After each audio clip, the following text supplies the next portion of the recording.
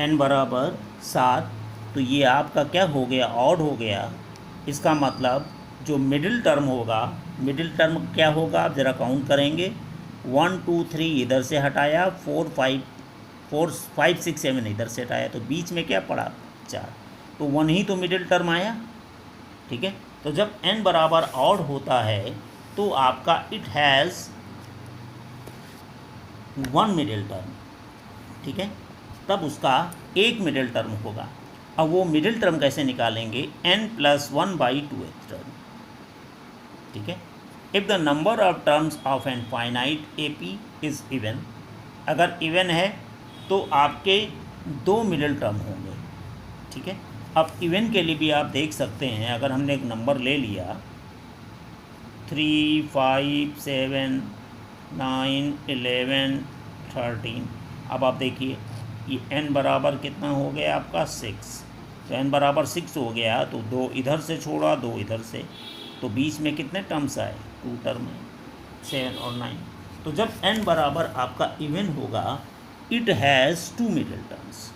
ठीक है, अब ये 2 मिडिल टर्म्स अगर हैं आपके, तो first middle term n/2th term and second middle term n/2 + 1th term.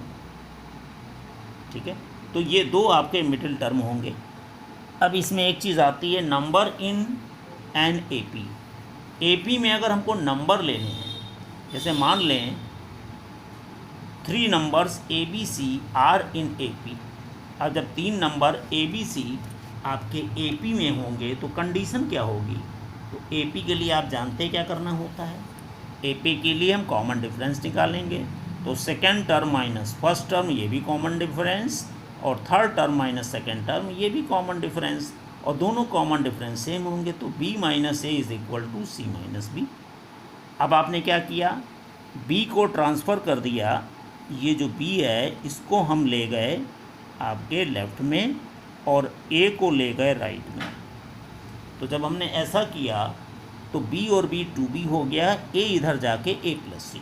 तो कंडीशन क्या हो गई, अगर ABC आपके AP में है तो मिडिल टर्म्स का 2 टाइम्स इक्वल होगा फर्स्ट प्लस लास्ट टर्म के। ये कंडीशन, इस कंडीशन को हम अप्लाई कर सकते हैं, क्वेश्चंस में आपको बताएंगे हम। For convenience if the sum of numbers in an AP is given, अगर आपको AP सीरीज़ में सम ऑफ नंबर गिवन है तो अपनी सुविधा के लिए 3 टर्म अगर लेंगे तो हम क्या लेंगे, A - D, A और A + D। ऐसा इसलिए करते हैं कि अगर तीनों को हम ऐड करें तो D और D कैंसिल होके एक वेरिएबल आपका एलिमिनेट हो जाएगा अपने आप से। ठीक है, तो आपको आसानी होगी। अगर 4 नंबर आपको लेने हैं तो A - 3D, A - D, A + D, A + 3D। अब यहाँ क्वेश्चन कर सकते हैं, इसको आपने लगातार नहीं लिया, A - 3D के बाद A - 2D आता है, लेकिन अगर हम वो लेते हैं तो डिफरेंस गड़बड़ हो जाता है। आप देखिए A - 3D और A - D, इसको माइनस करने से कॉमन डिफरेंस से 2D आएगा, इसको माइनस करने से 2D आएगा, इसको माइनस करने से 2D आएगा। इसलिए जब भी हम 4 टर्म लेंगे उसमें A - 3D, A - D, A + D और A + 3D दिया जाएगा। अगर आपको 5 नंबर्स आर टेकन, अगर 5 नंबर लेने हैं A - 2D, A - D, A + D और A + 2D, ये 5 नंबर हम लेंगे आपको। ठीक है, तो ये थ्योरी पोर्शन है, हो गया आपका, और भी होगा इस पर आधारित जो हमने आज वीडियो आपको बना रहे हैं, दे रहे हैं, इसी पर आधारित कुछ एग्जाम्पल भी हम ले लेते हैं जिसमें कि आपको ये टॉपिक बिल्कुल क्लियर हो जाए। Some example, find the 10th term of the AP 2 7 12। इसी तरह आपकी एक AP बनी है। ठीक है, अब आप देखिए, इसको देखेंगे तो सबसे पहला नंबर 2 है, इसको हम फर्स्ट टर्म कहते हैं, तो first term A = 2। Common difference कैसे निकालेंगे, second term minus first term, common difference यहाँ D है, और D = second term minus first term. Second term क्या है 7, फर्स्ट टर्म है 2, तो 7 - 2 से 5 आ गया। आपको 10th टर्म निकालना है। ठीक है, TN या AN, मतलब n बराबर 10 रखने से T10 आपका निकल जाएगा। अब आपने फार्मूला अप्लाई किया, TN बराबर A + n - 1 × D। आपको चाहिए T10, n के स्थान पर n को रिप्लेस किया 10 से, a को रिप्लेस किया 2 से और d को रिप्लेस किया 5 से। तो T10 is equal to 2 plus 10 minus 1 into 5। तो 2 प्लस 9 इंटू 5, 9 5 ज़ा 45 प्लस 2 47। तो आपका 10th टर्म आ गया आपका 47। इस तरीके से इसको हम सॉल्व कर लेते हैं। इसी तरह second example, find the AP whose nth term is 3n minus 5। इस तरह का अगर आपका सवाल आता है तो an आपको गिवन है in the terms of n। तो अगर आप n की वैल्यू पुट करते जाएं 1 2 3, मतलब कि कॉन्जुगेटिव टर्म्स अगर हम पुट कर देंगे, एक से लेके शुरू करेंगे, शुरुआत एक से करेंगे, तो a1 आपका आ गया 3 इंटू 1 माइनस 5, 3 माइनस 5 से माइनस 2। a2 आ गया 3 इंटू 2 माइनस 5, 6 माइनस 5 1। a3 आ गया 3 into 3 minus 5, 9 minus 5 is equal to 4। a4 आ गया 3 इंटू 4 माइनस 5, 12 माइनस 5 7। तो आपने देखा अगर हम n को सीरियल से 1 2 3 4 रख दें तो उसी सीरियल में आपके टर्म आ जाएंगे। n की जगह आपने जब 1 रखा तो a1 मतलब फर्स्ट टर्म हो गया, 2 रखा a2 मतलब सेकेंड टर्म, इसी तरह थर्ड टर्म, फोर्थ टर्म, इसी तरह आप बढ़ सकते हैं। तो आपकी AP क्या बन गई?